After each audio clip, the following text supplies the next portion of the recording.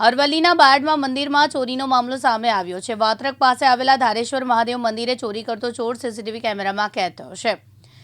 બાયડના વાત્રક પાસે વાત્રક નદીના કિનારે આવેલા સ્વયંભૂ ધારેશ્વર મહાદેવની ગત 20 માર્ચના રોજ ધારેશ્વર મહાદેવ મંદિરે 12 વાગ્યાના અરસામાં દેખાવે શિક્ષિતો એવા એક તસ્કરે મહાદેવના મંદિરમાં આવે છે અને સૌપ્રથમ ભગવાન શિવજીની શિવલિંગ આગળ બેસીને પ્રાર્થના કરે છે।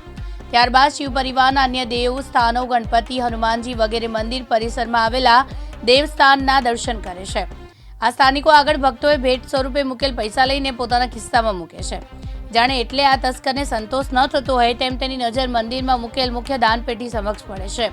તેની દાનત વધુ બગડે પણ દોઢે દિવસ દાનપેટી તોડવાનું કદાચ આ તસ્કરે મુનાસિબ નહીં લાગ્યું હોય એટલે આખી દાનપેટી જ ઉઠાવીને તસ્કર જતો રહે છે।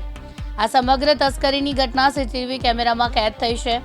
20 માર્ચના દિવસે બપોરે 12 થી 1.5 કલાકના અરસામાં બનેલી તસ્કરી મંદિરમાં રાખેલા સીસીટીવી ફૂટેજ ચેક કરતા આ તસ્કરીના દ્રશ્યો સીસીટીવી કેમેરામાં કેદ થયેલા જોવા મળી રહ્યા છે। ઋતુલ પ્રજાપતિ, દિવ્યાંગ ન્યૂઝ, અરવલ્લી।